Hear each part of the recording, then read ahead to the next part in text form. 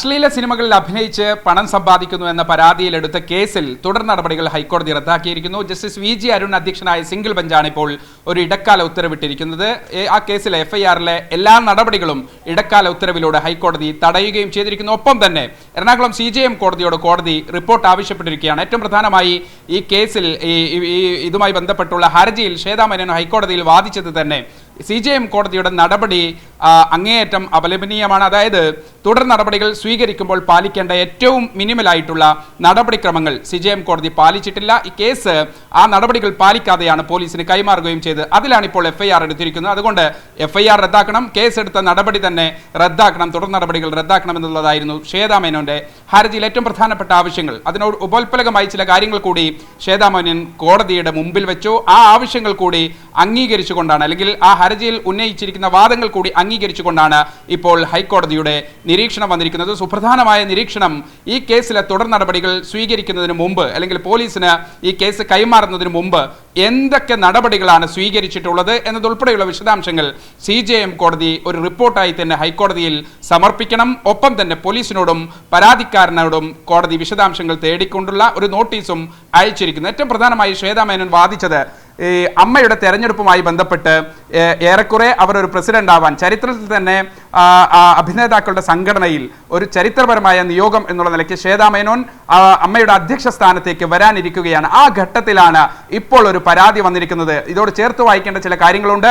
അമ്മയുടെ ഭാരവാഹി സ്ഥാനത്തേക്ക് വരേണ്ടത് ക്രിമിനൽ നടപടികൾ നേരിടാത്ത ആളുകളാവട്ടെ, അല്ലെങ്കിൽ അത്തരം ആളുകൾ വരട്ടെ എന്നുള്ളൊരു നിലപാട് അമ്മയ്ക്കകത്ത് ചർച്ച വന്നു. പല ആളുകളും പിന്മാറുന്ന സാഹചര്യവും ഉണ്ടായി. അങ്ങനെയെങ്കിൽ ശ്വേതാ മേനോനെതിരെയും കിടക്കട്ടെ ഒരു കേസ് എന്നുള്ള നിലയ്ക്കുള്ള ഒരു ഗൂഢാലോചന ഈ വിഷയവുമായി ബന്ധപ്പെട്ട് ഉണ്ടായിട്ടുണ്ട്. അതുകൊണ്ട് അപ്പോൾ വരുന്ന ഈ പരാതി ചില ഗൂഢ താല്പര്യങ്ങളോടുകൂടിയാണ്. മാത്രമല്ല ഈ വിഷയം മനസ്സർപ്പിച്ച് പരിശോധിച്ച് സൂക്ഷ്മ പരിശോധന നടത്തി അതുമായി ബന്ധപ്പെട്ട തുടർ നടപടികൾ സ്വീകരിക്കേണ്ട മജിസ്ട്രേറ്റ് പക്ഷേ അതൊന്നും പാലിക്കാതെ പോലീസിന് ഈ കേസ് കൈമാറിയിരിക്കുന്നു. അതനുസരിച്ചാണ് ഇപ്പോൾ ഒരു കേസ് വന്നിരിക്കുന്നത്. അതുകൊണ്ട് ഈ വിഷയവുമായി ബന്ധപ്പെട്ടെടുത്ത കേസ് റദ്ദാക്കണം, നടപടികൾ റദ്ദാക്കണം. ആ ആവശ്യം ഹൈക്കോടതി അംഗീകരിച്ചിരിക്കുന്നു. സിംഗിൾ ബെഞ്ച് ഇപ്പോൾ കോടതിയോട് തന്നെ ഒരു റിപ്പോർട്ട് ചോദിച്ചിരിക്കുന്നു. കൂടുതൽ ആ വിഷയത്തിൽ കമന്റ് ചെയ്യാൻ ഒരു സബ് ജുഡീഷ്യൽ ആവും എന്നുള്ളത് കൊണ്ട് തന്നെ ആ വിഷയത്തിൽ ഏതെങ്കിലും തരത്തിൽ നടപടിക്രമങ്ങൾ പാലിക്കുന്നതിൽ വീഴ്ചയുണ്ടായിട്ടുണ്ടോ എന്നത് സംബന്ധിച്ച് വിശദമായ ഒരു കമന്റ് പാസ്സാക്കാൻ അല്ലെങ്കിൽ ആ തരത്തിൽ കമന്റ് ചെയ്യാൻ കോടതി വിസമ്മതിച്ചിരിക്കുന്നു. പക്ഷേ കോടതി ചില കാര്യങ്ങൾ പറയുന്നുണ്ട്. പ്രേമ ഫേസി ഈ കേസിനകത്ത്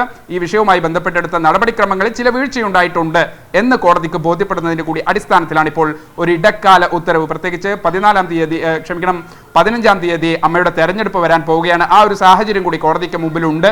അതുകൊണ്ടാണ് ഇപ്പോൾ അടിയന്തരമായി തന്നെ ഈ വിഷയം പരിഗണിക്കുകയും അതിൽ ഒരു ഇന്ററിം സ്റ്റേ കോടതി അനുവദിക്കുകയും ചെയ്തിരിക്കുന്നത്. മാത്രമല്ല ഈ പരാതിക്കാരൻ ഉന്നയിച്ച ചില വിഷയങ്ങൾ ഈ സിനിമയുമായി ബന്ധപ്പെട്ട് ഇപ്പോൾ ഉണ്ടായിരിക്കുന്ന പരാതിയിൽ ഏറ്റവും പ്രധാനപ്പെട്ട രണ്ട് വാദങ്ങളാണ്. ഒന്ന്, ഈ സിനിമയുമായി ബന്ധപ്പെട്ട് സിനിമകൾ തിരഞ്ഞെടുക്കുമ്പോൾ അതിൽ അശ്ലീലമായ കണ്ടന്റുകൾ ഉൾപ്പെടുത്തി അതിൽ നിന്ന് വരുമാനം നേടുന്ന നിലയ്ക്ക് ശ്വേതാ മേനോൻ പ്രവർത്തിച്ചു, അല്ലെങ്കിൽ ശ്വേതാ മേനോന്റെ വരുമാന സ്രോതസ് ഈ രൂപത്തിൽ ആണ്, അതുകൊണ്ട് അവർക്കെതിരെ കേസെടുക്കണം, അശ്ലീല കണ്ടന്റുകൾ ഉപയോഗിച്ച് വരുമാനം ഉണ്ടാക്കിയെന്നത് ഉൾപ്പെടെയുള്ള പരാതി ഇതിനകത്തുണ്ടായിരുന്നു. അതിന് കണ്ടൻഷനായിക്കൊണ്ട് ശ്വേതാ മേനോൻ കോടതിയിൽ വാദിച്ചത് ഇത്യാദി സിനിമകൾ അത് സെൻസർ ബോർഡ് സർട്ടിഫൈ ചെയ്ത് നിയമാനുസൃതം റിലീസ് ചെയ്ത സിനിമകളാണ്. അതിൽ ഏതെങ്കിലും തരത്തിൽ അത്തരത്തിൽ ഒരു കണ്ടന്റ് ഉണ്ടെങ്കിൽ അത് സെൻസർ ബോർഡ് തന്നെ അതുമായി ബന്ധപ്പെട്ട് നടപടികൾ എടുക്കണമായിരുന്നു, അല്ലെങ്കിൽ എടുക്കുമായിരുന്നു. പക്ഷെ അതൊന്നും ഉണ്ടായിട്ടില്ല. സെൻസർ ബോർഡ് സർട്ടിഫൈ ചെയ്ത അല്ലെങ്കിൽ അവർ മുന്നോട്ട് വെച്ച ഉപാധികൾ അംഗീകരിച്ചുകൊണ്ട് റിലീസ് ചെയ്ത സിനിമകളാണ് പരാതിക്കാരൻ ഉന്നയിക്കുന്നത്. ഒപ്പം തന്നെ ഗർഭനിരോധന ഉറയുടെ കോണ്ടത്തിന്റെ പരസ്യത്തിൽ